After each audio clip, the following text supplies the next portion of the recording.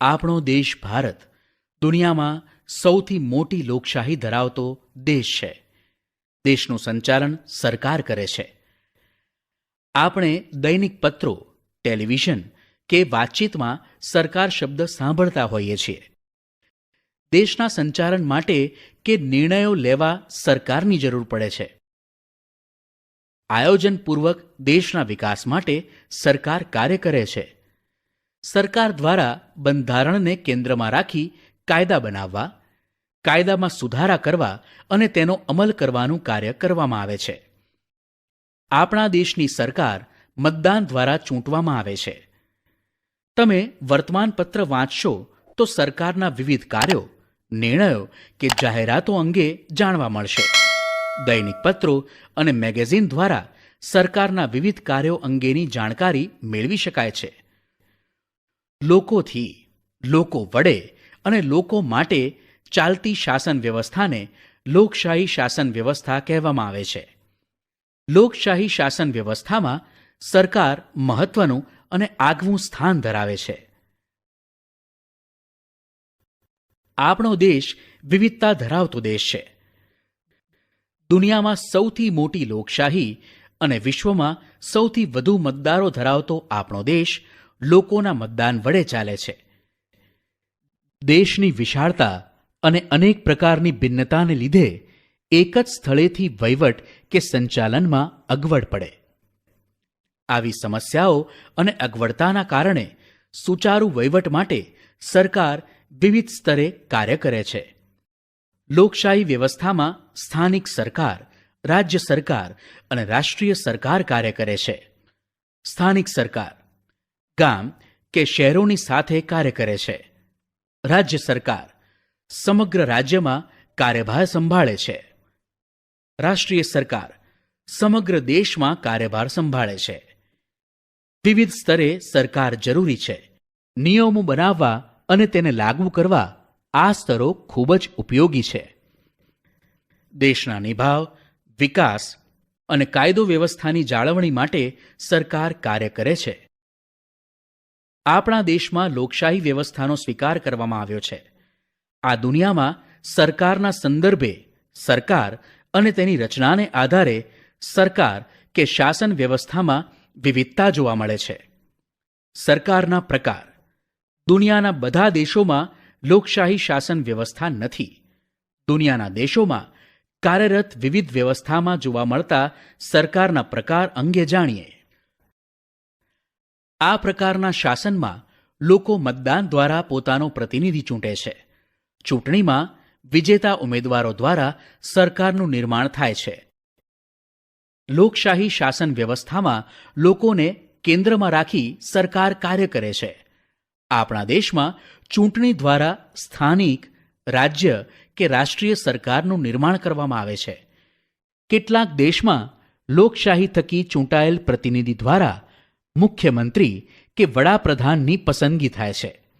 દુનિયાના કેટલાક દેશોમાં પ્રમુખશાહી લોકશાહી શાસન વ્યવસ્થા જોવા મળે છે.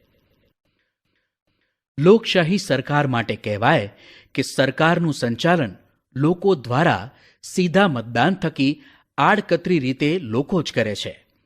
માનવ અધિકારોના સંરક્ષણ અને સંવર્ધન માટે લોકશાહી સરકારનો વિકલ્પ શક્ય નથી.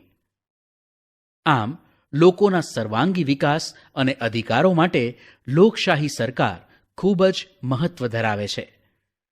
લોકશાહી સરકારમાં લોકો જ સરકાર છે. સરકાર પણ લોકોના માટે કાર્ય કરે છે.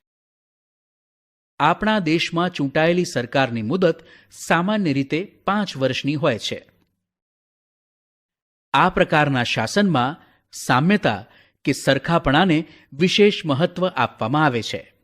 સામ્યવાદને આધારે કાર્યરત સરકાર સામ્યતા અને સમાનતાના ધોરણે શાસન વ્યવસ્થાનું સંચાલન કરે છે.